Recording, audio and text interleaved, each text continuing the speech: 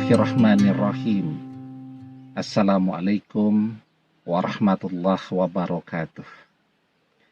Bapak-bapak, ibu-ibu, mas-mas, mbak-mbak, khususnya adik-adikku sekalian yang dirahmati Allah dimanapun Anda berada. Kembali di IIP Channel bersama saya, IIP Wijayanto. Kali ini kita akan membahas tema orang ketiga juga akan merasakan penderitaan, bahkan lebih berat daripada apa yang kamu rasakan. Ya, jadi mantan direbut dari kita oleh orang ketiga. Orang ketiga ini berusaha, ya, merusak hubungan kita dengan mantan. Tujuannya buat apa? Ya, tujuannya buat menggantikan kedudukan kita di hati mantan, juga di dunia nyata. Ya, nah, dan dia berhasil merebut mantan dari kita. Yang paling sedih itu ya, ketika direbut nih, mantan ini kan sudah menikah, suami istri. Yang menderita itu tidak cuma kita, tetapi juga anak-anak. Bahkan mungkin anak-anak bebannya jauh lebih berat lagi ya. Kalau kita kan berteman dengan orang-orang dewasa yang sudah bisa memahami ya. Sehingga ya ketika ketemu kita, mereka tidak akan bertanya tentang bagaimana perkembangan mantan, keluarga, dan seterusnya. Kecuali kalau kita yang bercerita. Tetapi kan anak-anak tidak. Mereka bergaul dengan sesama anak-anak ya. Apalagi rumahnya dekat-dekatan, satu sekolah. Ditanya oleh temannya, bapak ibumu baru bercerai ya. Itu kan menambah beban bagi mereka, sehingga memang kasihan ya.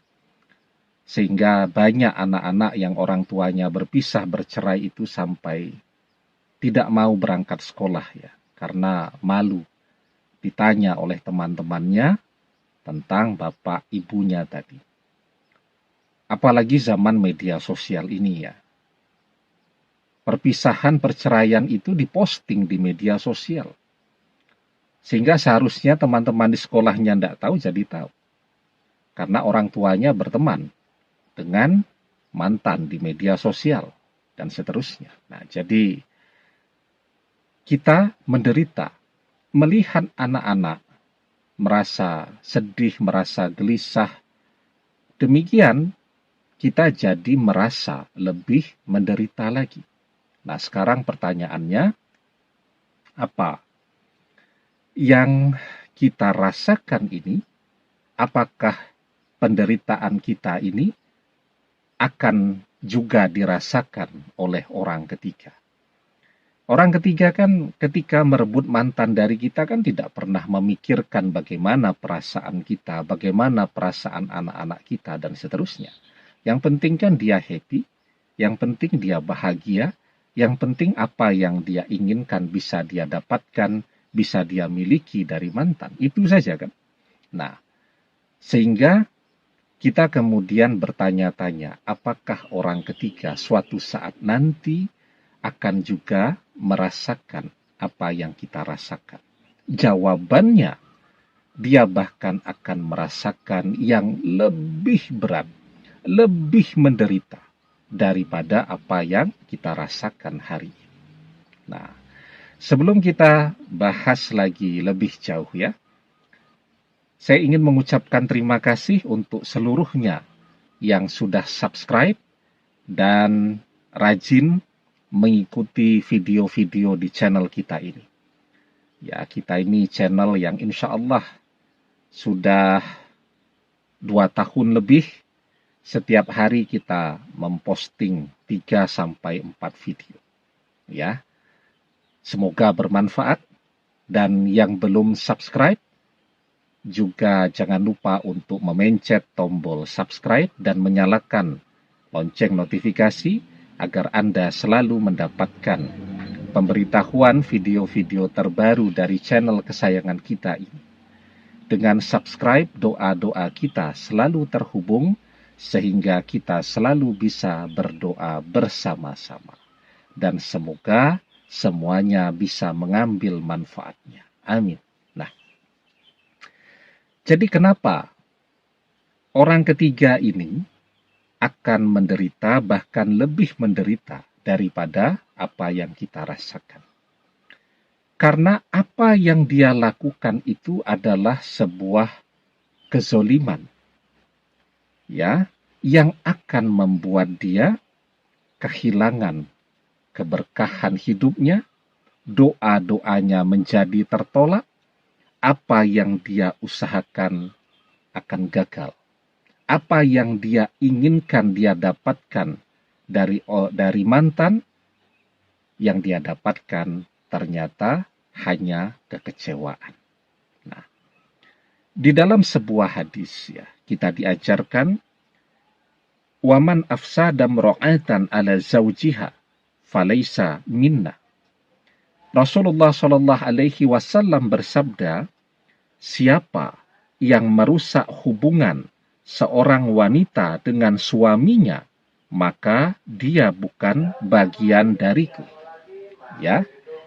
Jadi itu sangat jelas ya, dijelaskan di dalam hadis tadi, bahkan ketika orang merebut suami atau istri, ya, maka dia tidak termasuk lagi ke dalam kelompok umat Nabi, ya, tidak termasuk lagi ke dalam golongan Nabi Muhammad SAW.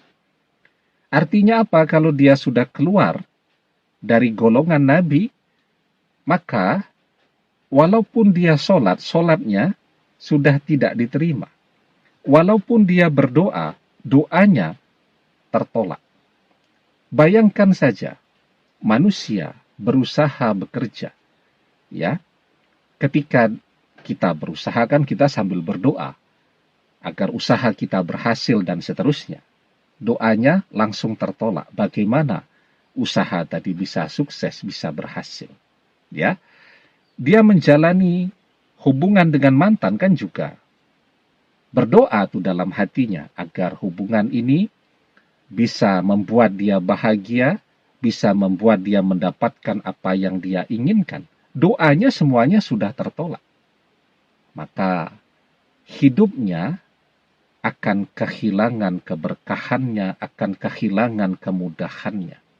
Ya. Nah, sehingga apa yang akan dia alami kemudian ya penderitaan. Menderita, bekerja, bisnis, ya, gagal semua karena tidak ada lagi keberkahan di sana. Setelah itu bersama dengan mantan gagal juga, ya, karena hubungan yang demikian yang diawali dengan kezoliman itu sudah kehilangan keberkahannya, hidupnya sudah kehilangan keberkahannya. Dia sudah keluar dari umat Nabi Muhammad SAW. Ya, jadi walaupun dia sholatnya tekun, walaupun dia berdoanya tekun, semuanya sudah tertolak semua. Karena apa? Karena dia merebut suami atau merebut istri orang. Jadi itu berdasarkan keumuman hadis yang saya bacakan tadi. Nah, sehingga apa yang terjadi pada orang ketiga kan menderita. Bahkan lebih menderita dari apa yang kita rasakan. Kita menderita, tetapi doa kita adalah doa yang mustajab kan, karena kita orang yang terzolimi. Ya, okelah doa mantan kembali belum terkabul, bukan tidak terkabul, belum terkabul. Tetapi kita berdoa yang lain juga jadi mustajab. Kita berdoa agar rezeki kita berlimpah, rezeki datang berlimpah ruah. Kita berdoa agar anak-anak sehat berprestasi, anak-anak sehat dan berprestasi, dan seterusnya. Ya, jadi kita kehilangan mantan, kita mendapatkan begitu banyak hal. Kita menderita mantan, tetapi kita bahagia, yang lain bisa berhasil. Menunggu waktu saja mantan kembali, karena doa kita mustajab. Sementara orang ketiga dia kehilangan mantan, dia kehilangan pekerjaannya, dia kehilangan keberkahan doanya. Sehingga orang ketiga jauh lebih menderita daripada apa yang kita rasakan. Ya, demikian, semoga bermanfaat. Allahu a'lam bissawab, billahi taufik wal hidayah. Assalamualaikum warahmatullahi wabarakatuh.